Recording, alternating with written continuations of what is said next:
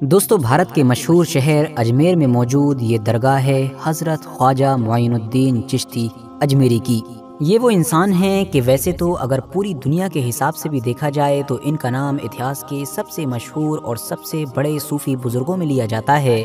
مگر اگر بات بھارت کی ہی کر لی جائے تو بھارت میں تو پھر ان کے جیسا نظر ہی نہیں آتا ہے، باوجود اس کے کہ بھارت تو ہمیشہ سے ہی صوفی لوگوں کا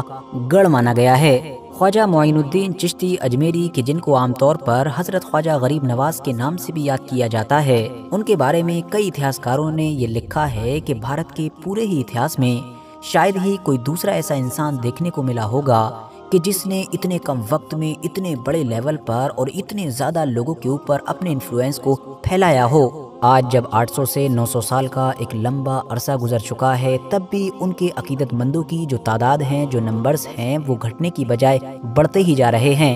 اور یہ نمبر سینکڑوں، ہزاروں، لاکھوں میں نہیں بلکہ کروڑوں، یا اگر دنیا کے حساب سے دیکھا جائے تو شاید اربوں میں پہنچ چکے ہیں،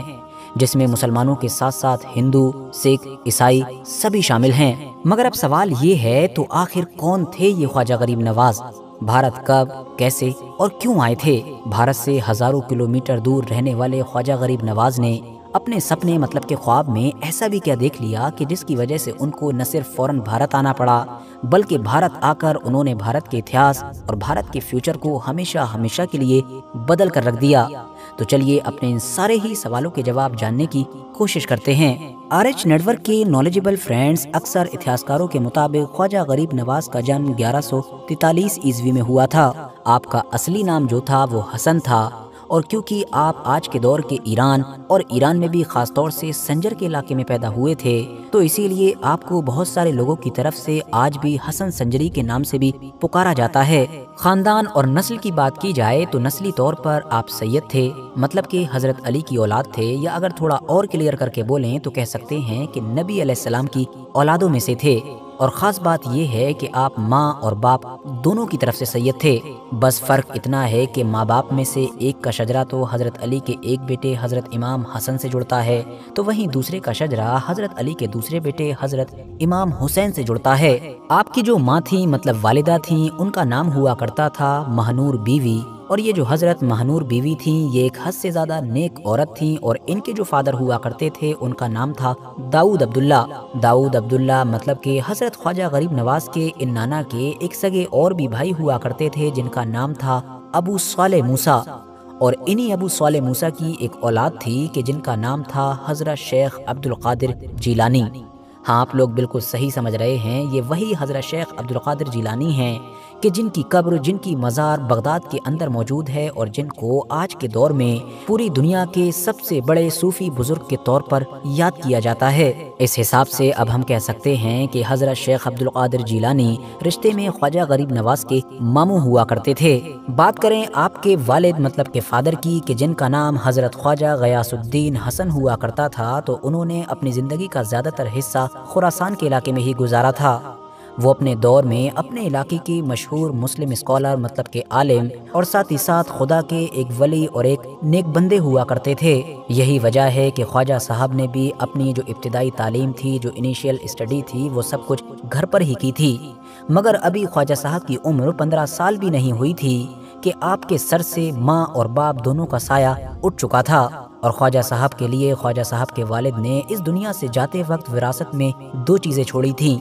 ایک تو ان کا باغ تھا جبکہ ایک چکی تھی، اور خواجہ صاحب اب اپنی زندگی کا گزر بسر اسی باغ کے ذریعے سے کیا کرتے تھے۔ ایک دن کی بات ہے کہ حضرت خواجہ صاحب اپنے اسی باغ میں ہی کام کر رہے تھے کہ پاس سے ہی ایک بزرگ کا گزر ہوا۔ ان بزرگ کا نام تھا حضرت ابراہیم گندوزی۔ یہ جب خواجہ صاحب کے باغ کے اندر آئے تو خواجہ صاحب نے نہ صرف ان کی بہت زیادہ تعظیم کی مطلب عزت کی، بلکہ ان کی بہت خدمت بھی کی۔ ان کی اس مہمان نوازی کو دیکھ کر وہ جو بزرگ تھے مطلب حضرت ابراہیم گندوزی، انہوں نے خواجہ صاحب کو بڑے ہی پیار کے ساتھ روٹی کا ایک ٹکڑا دیا، جبکہ کچھ الگ روایتوں میں روٹی کے ٹکڑے کی بجائے انگور کا بھی ذکر ملتا ہے۔ اس کو منہ میں لے کر گلے سے نیچے اتارنا تھا کہ خواجہ صاحب کی زندگی یہیں سے پوری طرح سے بدل گئی۔ آپ کا دل دنیا داری سے ہٹ گیا اور صوفیزم کی دنیا میں آپ کے لیے ایک نئے سفر کا آغاز ہوا۔ آپ سلسلہ چشتیہ کے مشہور بزرگ حضرت خواجہ عثمان ہارونی کے مرید بن گئے تھے، مطلب کہ ان کے اسٹوڈنٹ بن گئے تھے، اور پھر انہی کے ساتھ اگلے لگ بھگ 20 سالوں تک آپ نے دنیا کے الگ الگ علاقوں کا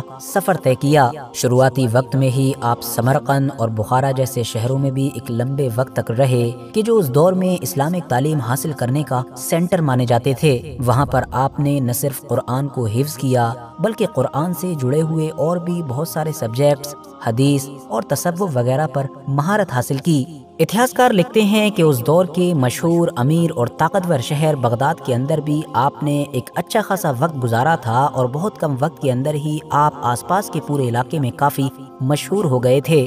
آپ نے مکہ مدینہ کا بھی سفر طے کیا اور مدینہ ہی وہ جگہ تھی کہ جب ایک بار سوتے ہوئے انہوں نے ایک سپنا مطلب کہ خواب دیکھا جس میں اسلام کے آخری پیغمبر یعنی کہ حضرت محمد صلی اللہ تعالی علیہ وسلم کی طرف سے ان کو ہندوستان جانے کا حکم دیا گیا، اور اس حکم کے ساتھ ہی انہوں نے اس ہندوستان کے نئے سفر کا آغاز کیا کہ جہاں پر وہ نہ تو پہلے گئے تھے اور نہ ہی زیادہ اس سے فیملیئر تھے۔ مانا جاتا ہے کہ اپنے ہندوستان کے اس سفر میں وہ سب سے پہلے لاہور پہنچے، جہاں پر انہوں نے حضرت علی اجمیری یا پھر حضرت داتا گنج بخش لاہوری کی قبر پر حاضری دی، اور اس کے بعد وہ الگ الگ قصبوں یا شہروں میں ہوتے ہوئے فائنلی آج کے دور کے راجستھان کے اس اجمیر شہر میں پہنچے کہ جس اجمیر کو انہوں نے پھر ہمیشہ کے لیے اپنا لیا۔ ساتھیوں، کچھ ہسٹوریکل سورسز تو یہ بتاتے ہیں کہ حضرت خواجہ صاحب ہندوستان میں پرتھوی راج چوہان کے دور میں ہی قدم رکھ چکے تھے، جبکہ کچھ اس بات کی طرف بھی اشارہ کرتے ہیں کہ پرتھوی راج چوہان کی موت کے بعد حضرت خواجہ غریب نواز نے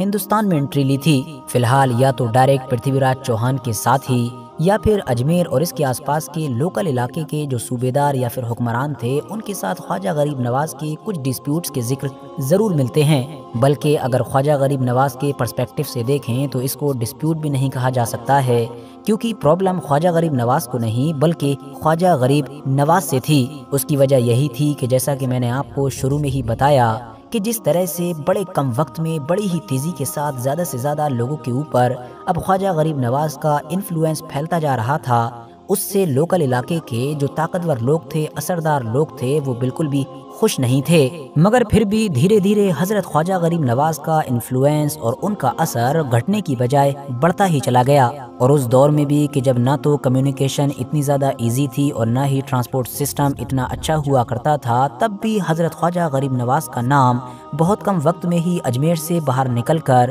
دلی سمیت بھارت کے بڑے بڑے شہروں میں پھیل چکا تھا، اور اس دور کے حساب سے دیکھا جائے تو یہ کوئی معمولی بات نہیں تھی۔ ہندو ہوں، مسلم ہوں یا کسی باقی دھرم کے لوگ ہوں، سبھی بڑی تعداد میں آپ کے پاس آیا کرتے تھے اور آپ کی باتوں کو سنا کرتے تھے۔ آپ کو اسی دور میں ہی لوگوں نے غریب نواز کا نام دے دیا تھا، جس کی وجہ تھی کہ ان کی طرف سے غریبوں کو حد سے زیادہ نوازنا،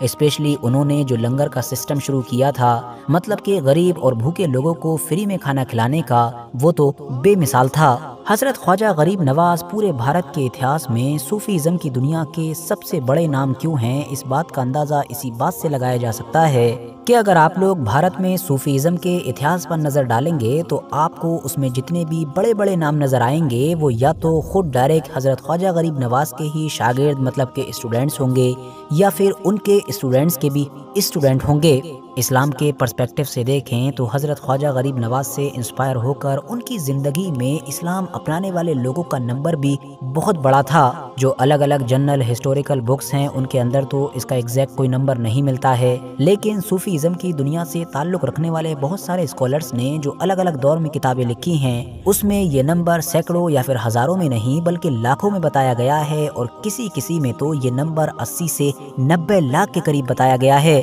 آپ کی پرسنل زندگی پر نظر ڈالیں تو حضرت خواجہ غریب نواز نے بھارت میں آ کر 2 شادیاں بھی کی تھیں۔ آپ کی پہلی بیوی کا نام امت اللہ تھا کہ جو سید وجیہ الدین کی بیٹی تھیں، جبکہ دوسری بیوی کا نام عصمت اللہ تھا کہ جو ایک لوکل ہندو حکمران یا کہہ سکتے ہیں کہ ایک لوکل ہندو صوبیدار کی بیٹی ہوا کرتی تھیں۔ ان دونوں بیویوں سے خواجہ صاحب کے ٹوٹل 4 بچے مطلب کہ 3 لڑکے اور 1 لڑکی ہوا کرتی تھیں۔ جہاں تک بات عمر کی ہے تو حضرت خواجہ غریب نواز نے 93 مطلب کہ 93 سال کی عمر میں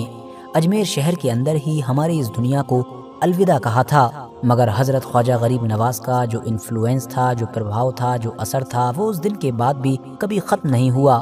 بلکہ بڑھتا ہی چلا گیا، اور حال ایسا ہو گیا कि आम लोग तो छोड़िए बल्कि भारत के इतिहास के जो बड़े बड़े हिंदू या फिर मुस्लिम हुक्मरान थे वो सब भी इनके दरबार में हाजिरी लगाते रहे। यहाँ तक कि एक अंग्रेज अफसर को भी ये लिखना पड़ गया कि यहाँ पर ज़ाहिरी तौर पर भले ही हमारी हुकूमत हो लेकिन असल में हुकूमत यहाँ पर एक कब्र की चलती है, और इस कब्र से उस अंग्रेज की मुराद कुछ और नहीं बल्कि हजरत ख्वाजा गरीब नवाज का ये मकबरा ही था कि जहाँ पर हर वक्त हिंदू, मुस्लिम, सिख, ईसाई हर मजहब के लोग मौजूद रहते हैं। फिलहाल दोस्तों आज की अपनी वीडियो को भी हम यहीं पर ख़त्म करते हैं। वीडियो अगर इन्फॉर्मेटिव लगी हो तो लाइक करने के साथ साथ दोस्तों के साथ ज़रूर शेयर करें, और ऐसे ही नॉलेजेबल और हिस्टोरिकल वीडियोस हमेशा देखने के लिए हमारे इस चैनल को सब्सक्राइब करने के साथ साथ बेल आइकन को ज़रूर प्रेस करें।